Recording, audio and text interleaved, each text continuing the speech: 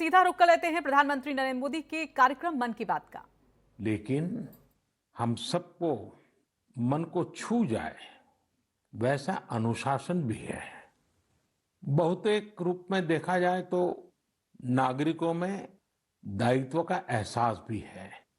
लोग अपना ध्यान रखते हुए, दूसरों का ध्यान रखते हुए अपने रोजमर्रा के काम भी कर रहे हैं। देश में हो रहे हर आयोजन में जिस तरह का संयम और सादगी इस बार देखी जा रही है वो अभूतपूर्व है। गणेशोत्सव भी कहीं ऑनलाइन मनाया जा रहा है तो ज्यादातर जगहों पर इस बार इको फ्रेंडली गणेश जी की प्रतिमा स्थापित की गई है। साथियों, हम बहुत बारीकी से अगर देखेंगे तो एक बात अवश्य हमारे ध्यान में आएगी।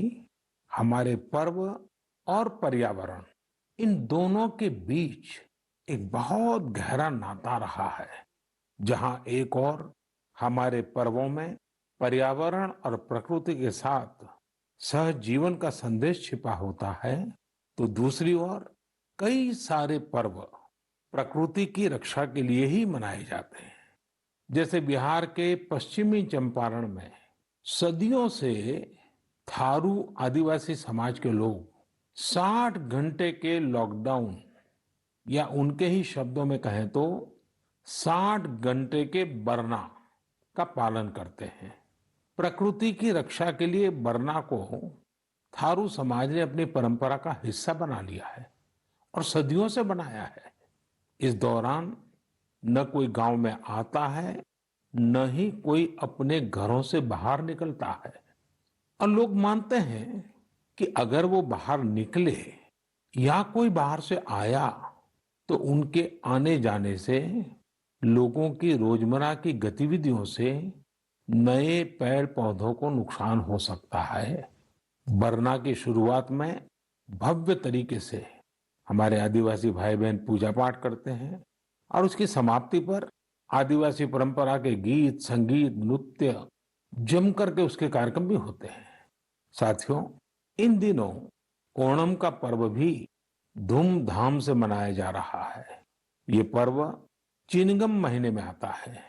इस दौरान लोग कुछ नया खरीदते हैं, अपने घरों को सजाते हैं, पुक्लम बनाते हैं, ओणम सादिया का आनंद लेते हैं। तरह तरह के खेल और प्रतियोगिताएं भी होती हैं। ओणम की धूम तो आज दूर सुदूर विदेशों तक पहुंची हुई है। अमेरिका हो, यूरोप हो या खाड़ी देश हो, ओणम का उल्लास आपको हर कहीं मिल जाएगा। ओणम एक इंटरनेशनल फेस्टिवल बनता जा रहा है। साथियों, ओणम हमारी कृषि से जुड़ा हुआ पर्व है। ये हमारी ग्रामीण अर्थव्यवस्था के लिए भी एक नई शुरुआत का समय होता है। किसानों की शक्ति से ही तो हमारा जीवन, हमारा समाज चलता है। हमारे पर्व किसानों के परिश्रम से ही रंग बिरंगे बनते हैं। हमारे अन्नदाता को, किसानों की जीवनदायिनी शक्ति को वेदों में भी बहुत गौरवपूर्ण रूप से नमन किया गया है। ऋग्वेद में मंत्र है, अन्ना नाम पतये नमः, अन्ना नाम पतये नमः, क्षेत्राणाम पतये नमः। अर्थात अन्नदाता को नमन है, किसान को नमन है। हमारे किसानों ने कोरोना के इस कठिन परिस्थितियों में भी अपनी ताकत को साबित किया है।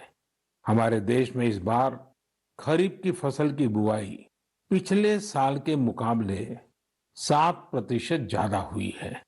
धान की रुपाई इस बार लगभग 10%, दालें लगभग 5%, मोटे अनाज, कोर्स सीरियल्स लगभग 3%, ऑयल सीड्स लगभग 13%, कपास लगभग 3% ज्यादा बोई गई है। मैं इसके लिए देश के किसानों को बधाई देता हूं, उनके परिश्रम को नमन करता हूं। मेरे प्यारे देशवासियों, कोरोना के इस कालखंड में देश कई मोर्चों पर एक साथ लड़ रहा है, लेकिन इसके साथ साथ कई बार मन में ये भी सवाल आता रहा कि इतने लंबे समय तक घरों में रहने के कारण मेरे छोटे छोटे बाल मित्रों का समय कैसे बीतता होगा। और इसी से मैंने गांधीनगर की चिल्ड्रन यूनिवर्सिटी, जो दुनिया में एक अलग तरह का प्रयोग है, भारत सरकार के महिला और बाल विकास मंत्रालय, शिक्षा मंत्रालय, सूक्ष्म लघु और मध्यम उद्योग मंत्रालय, इन सभी के साथ मिलकर हम बच्चों के लिए क्या कर सकते हैं, इस पर मंथन किया, चिंतन किया। मेरे लिए ये बहुत सुखद था, लाभकारी भी था, क्योंकि एक प्रकार से ये मेरे लिए भी कुछ नया जानने का, नया सीखने का अवसर बन गया। साथियों, हमारे चिंतन का विषय था खिलौने और विशेषकर भारतीय खिलौने। हमने इस बात पर मंथन किया कि भारत के बच्चों को नए नए टॉयज कैसे मिले, भारत टॉय प्रोडक्शन का बहुत बड़ा हब कैसे बने। वैसे मैं मन की बात सुन रहे बच्चों के माता पिता से क्षमा मांगता हूं, क्योंकि हो सकता है उन्हें अब ये मन की बात सुनने के बाद खिलौनों की नई नई डिमांड सुनने का शायद एक नया काम सामने आ जाएगा। साथियों, खिलौने जहां एक्टिविटी को बढ़ाने वाले होते हैं, तो खिलौने हमारी आकांक्षाओं को भी उड़ान देते हैं। खिलौने केवल मन ही नहीं बहलाते, खिलौने मन बनाते भी हैं और मकसद गढ़ते भी हैं। मैंने कहीं पढ़ा कि खिलौनों के संबंध में गुरुदेव रविंद्रनाथ टैगोर ने कहा था कि बेस्ट टॉय वो होता है जो इनकम्प्लीट हो, ऐसा खिलौना जो अधूरा हो और बच्चे मिलकर खेल खेल में उसे पूरा करें। गुरुदेव टैगोर ने कहा था कि जब वो छोटे थे तो खुद की कल्पना से घर में मिलने वाले सामानों से ही अपने दोस्तों के साथ अपने खिलौने और खेल बनाया करते थे। लेकिन एक दिन बचपन के उन मौज मस्ती भरे पलों में बड़ों का दखल हो गया। हुआ ये था कि उनका एक साथी एक बड़ा और सुंदर सा विदेशी खिलौना लेकर आ गया। खिलौनों को लेकर इतराते हुए अब सब साथी का ध्यान खेल से ज्यादा खिलौने पर रह गया। हर किसी के आकर्षण का केंद्र खेल नहीं रहा, खिलौना बन गया। जो बच्चा कल तक सबके साथ खेलता था, सबके साथ रहता था, घुल मिल जाता था, खेल में डूब जाता था, वो अब दूर रहने लगा। एक तरह से बाकी बच्चों से भेद का भाव उसके मन में बैठ गया। महंगे खिलौने में बनाने के लिए भी कुछ नहीं था, सीखने के लिए भी कुछ नहीं था। यानी कि एक आकर्षक खिलौने ने एक उत्कृष्ट बच्चे को कहीं दबा दिया, छिपा दिया, मुरझा दिया। इस खिलौने ने धन का, संपत्ति का, जरा बड़प्पन का प्रदर्शन कर लिया, लेकिन उस बच्चे की क्रिएटिव स्पिरिट को बढ़ने और संवरने से रोक दिया। खिलौना तो आ गया, पर खेल खत्म हो गया और बच्चे का खिलना भी खो गया। इसलिए गुरुदेव कहते थे कि खिलौने ऐसे होने चाहिए जो बच्चे के बचपन को बाहर लाएं, उसकी क्रिएटिविटी को सामने लाएं। बच्चों के जीवन के अलग अलग पहलू पर खिलौनों का जो प्रभाव है, इस पर राष्ट्रीय शिक्षा नीति में भी बहुत ध्यान दिया गया है। खेल खेल में सीखना, खिलौने बनाना सीखना, खिलौने जहां बनते हैं वहां की विजिट करना, इन सबको करिकुलम का हिस्सा बनाया गया है। साथियों, हमारे देश में लोकल खिलौनों की बहुत समृद्ध परंपरा रही है। कई प्रतिभाशाली और कुशल कारीगर हैं जो अच्छे खिलौने बनाने में महारत रखते हैं। भारत के कुछ क्षेत्र टॉय क्लस्टर्स यानी खिलौने के केंद्र के रूप में भी विकसित हो रहे हैं। जैसे कर्नाटक के रामनगरम में चन्नापटना, आंध्र प्रदेश के कृष्णा में कोंडापल्ली, तमिलनाडु में तंजौर, असम में धुबरी, उत्तर प्रदेश का वाराणसी, कई ऐसे स्थान हैं, कई नाम गिना सकते हैं। आपको ये जानकर आश्चर्य होगा कि global toy industry 7 lakh crore रुपए से भी अधिक की है। 7 लाख करोड़ रुपयों का इतना बड़ा कारोबार, लेकिन भारत का हिस्सा उसमें बहुत कम है। अब आप सोचिए कि जिस राष्ट्र के पास इतनी विरासत हो, परंपरा हो, विविधता हो, युवा आबादी हो, क्या खिलौनों के बाजार में उसकी हिस्सेदारी इतनी कम होनी हमें अच्छा लगेगा क्या? जी नहीं, ये सुनने के बाद आपको भी अच्छा नहीं लगेगा। देखिए साथियों, टॉय इंडस्ट्री बहुत व्यापक है। गृह उद्योग हो, छोटे और लघु उद्योग हो, एमएसएमई हो, इसके साथ साथ बड़े उद्योग और निजी उद्यमी भी इसके दायरे में आते हैं। इसे आगे बढ़ाने के लिए देश को मिलकर मेहनत करनी होगी। अब जैसे आंध्र प्रदेश के विशाखापट्टनम में श्रीमान सीवी राजू है, उनके गांव के अति कुपक्का टॉयज एक समय में बहुत प्रचलित थे। इनकी खासियत ये थी कि खिलौने लकड़ी से बनते थे और दूसरी बात ये कि इन खिलौनों में आपको कहीं कोई एंगल या कोण नहीं मिलता था। ये खिलौने हर तरफ से राउंड होते थे, इसलिए बच्चों को चोट की भी गुंजाइश नहीं होती थी। सीवी राजू ने एती को पक्का टॉयज के लिए अब अपने गांव के कारीगरों के साथ मिलकर एक तरह से नया मूवमेंट शुरू कर दिया है। बेहतरीन क्वालिटी के एती को पक्का टॉयज बनाकर सीवी राजू ने स्थानीय खिलौनों की खोई हुई गरिमा को वापस ला दिया है। खिलौनों के साथ हम दो चीजें कर सकते हैं। अपने गौरवशाली अतीत को अपने जीवन में फिर से उतार सकते हैं और अपने स्वर्णिम भविष्य को भी संवार सकते हैं। मैं अपने स्टार्टअप मित्रों को, हमारे नए उद्यमियों से कहता हूं, टीम अप फॉर टॉयज। आइए मिलकर खिलौने बनाएं। अब सभी के लिए लोकल खिलौनों के लिए वोकल होने का समय है। आइए हम अपने युवाओं के लिए कुछ नए प्रकार के अच्छी क्वालिटी वाले खिलौने बनाते हैं। खिलौना वो हो जिसकी मौजूदगी में बचपन खिले भी, खिलखिलाए भी। हम ऐसे खिलौने बनाएं जो पर्यावरण के भी अनुकूल हो। साथियों, इसी तरह अब कंप्यूटर और स्मार्टफोन के इस जमाने में कंप्यूटर गेम्स का भी बहुत ट्रेंड है।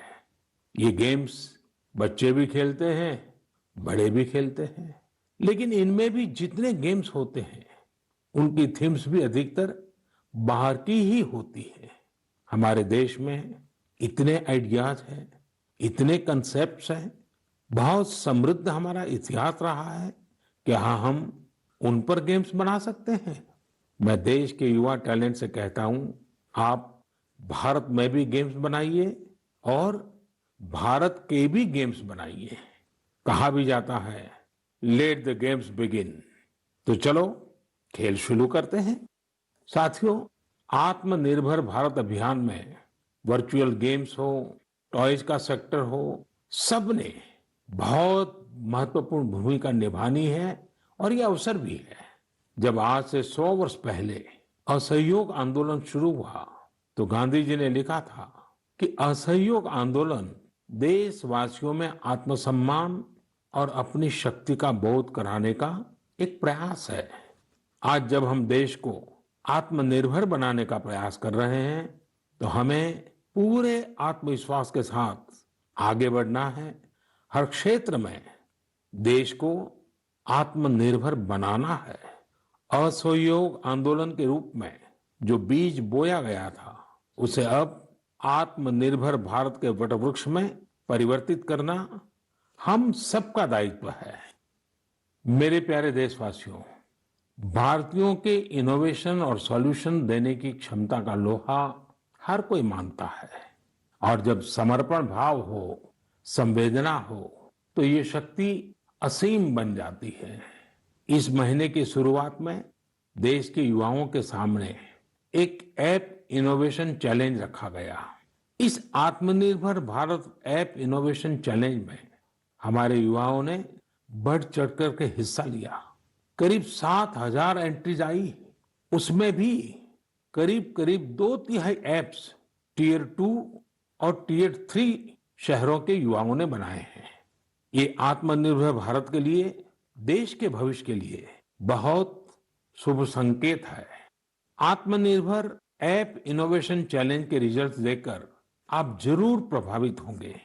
काफी जांच परख के बाद अलग अलग कैटेगरी में लगभग 2 दर्जन ऐप्स को अवार्ड भी दिए गए हैं। आप जरूर इन ऐप्स के बारे में जानें और उनसे जुड़े। हो सकता है आप भी ऐसा कुछ बनाने के लिए प्रेरित हो जाए। इनमें एक ऐप है कुटुकी किड्स लर्निंग ऐप। ये छोटे बच्चों के लिए ऐसा इंटरेक्टिव ऐप है जिसमें गानों और कहानियों के जरिए बात बात में ही बच्चे मैथ साइंस में बहुत कुछ सीख सकते हैं। इसमें एक्टिविटीज भी हैं, खेल भी हैं। इसी तरह एक माइक्रो ब्लॉगिंग प्लेटफॉर्म का भी ऐप है। इसका नाम है KOO कू। इसमें हम अपनी मातृभाषा में टेक्स्ट, वीडियो और ऑडियो के जरिए अपनी बात रख सकते हैं, इंटरेक्ट कर सकते हैं।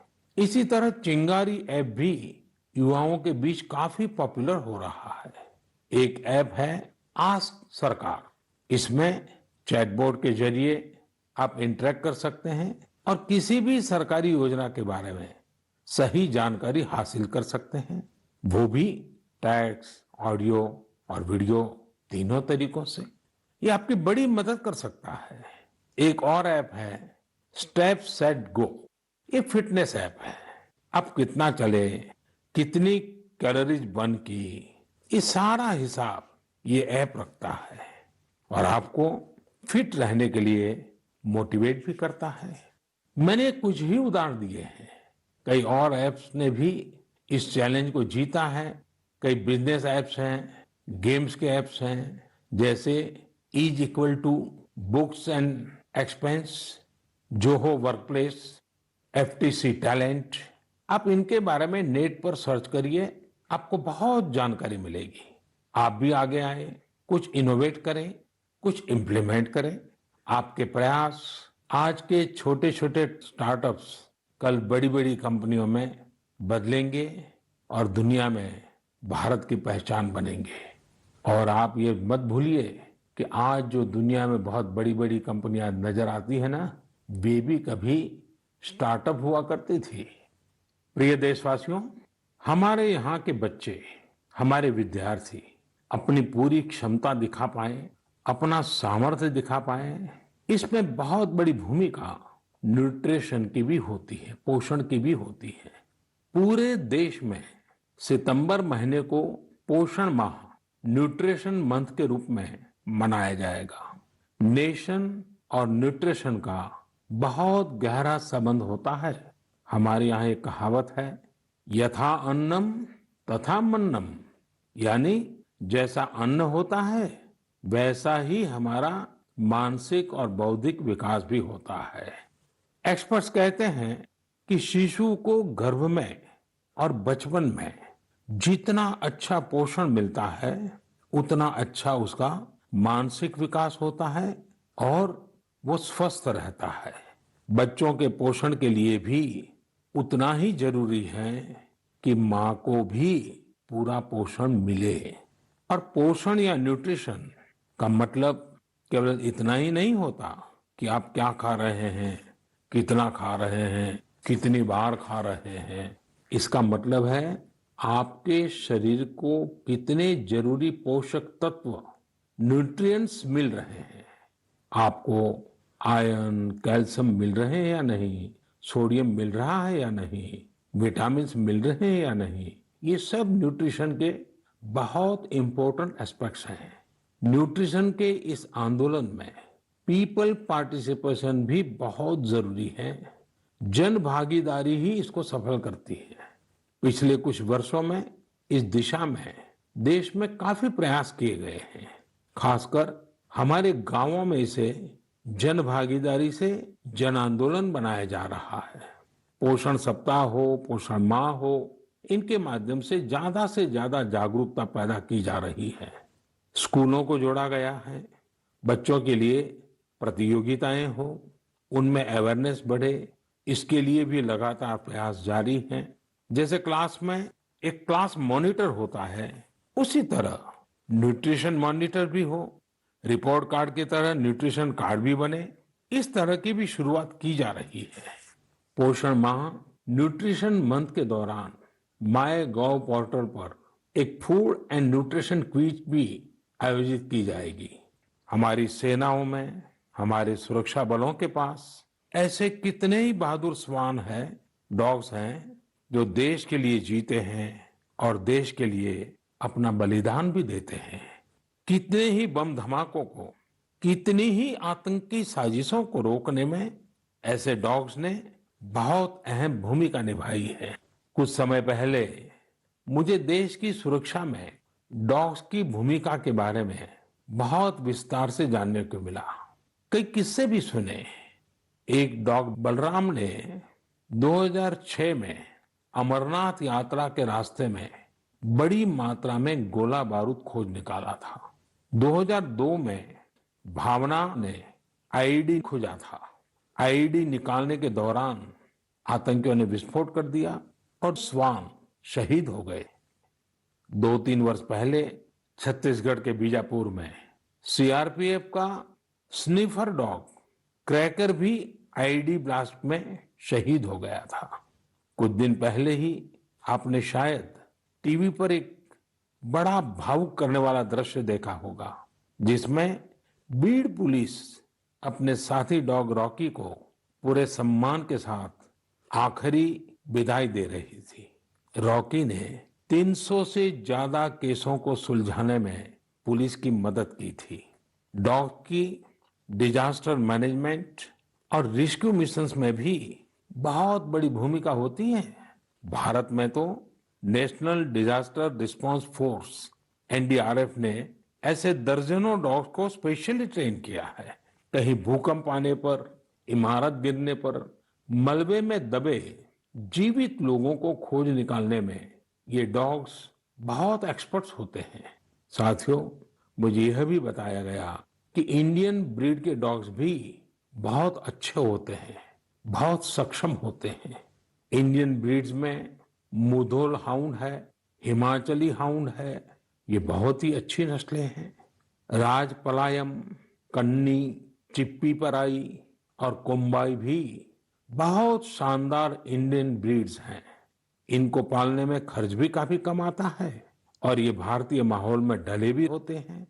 अब हमारी सुरक्षा एजेंसियों ने भी इन इंडियन ब्रीड्स के डॉग्स को अपनी सुरक्षा दस्ते में शामिल कर रही है।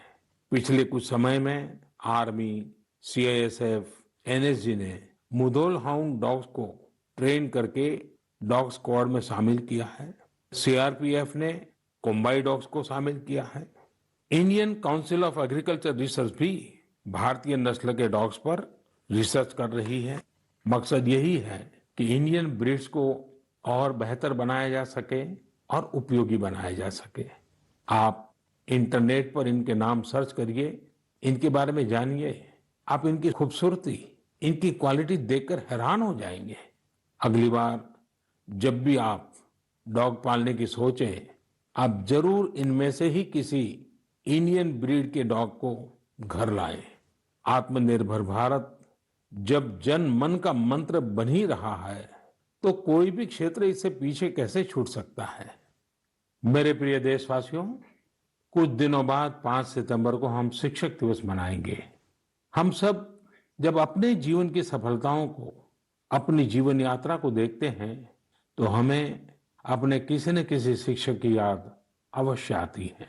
तेजी से बदलते हुए समय और कोरोना के संकट काल में हमारे शिक्षकों के सामने भी समय के साथ बदलाव की एक चुनौती रख दी है। मुझे खुशी है कि हमारे शिक्षकों ने इस चुनौती को न केवल स्वीकार किया, बल्कि उसे अवसर में बदल भी दिया है। पढ़ाई में तकनीक का ज्यादा से ज्यादा उपयोग कैसे हो, नए तरीकों को कैसे अपनाएं, छात्रों को मदद कैसे करें, ये हमारे शिक्षकों ने सहजता से अपनाया है और अपने स्टूडेंट्स को भी सिखाया है। आज देश में हर जगह कुछ न कुछ इनोवेशन हो रहे हैं। शिक्षक और छात्र मिलकर कुछ नया कर रहे हैं। मुझे भरोसा है, जिस तरह देश में राष्ट्रीय शिक्षा नीति के जरिए एक बड़ा बदलाव होने जा रहा है। हमारे शिक्षक इसका भी लाभ छात्रों तक पहुंचाने में अहम भूमिका निभाएंगे। साथियों और विशेषकर मेरे शिक्षक साथियों, वर्ष 2022 में हमारा देश स्वतंत्रता के 75 वर्ष का पर्व मनाएगा। स्वतंत्रता के पहले अनेक वर्षों तक हमारे देश में आजादी का जंग, उसका एक लंबा इतिहास रहा है। इस दौरान देश का कोई कोना ऐसा नहीं था जहां आजादी के मतवालों ने अपने प्राण न्योछावर न किए हों, अपना सर्वस्व त्याग न दिया हो।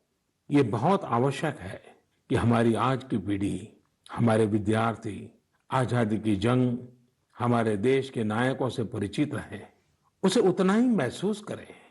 अपने जिले से, अपने क्षेत्र में आजादी के आंदोलन के समय क्या हुआ, कैसे हुआ, कौन शहीद हुआ, कौन कितने समय तक देश के लिए जेल में रहा, ये बातें हमारे विद्यार्थी जानेंगे तो उनके व्यक्तित्व में भी इसका प्रभाव दिखेगा।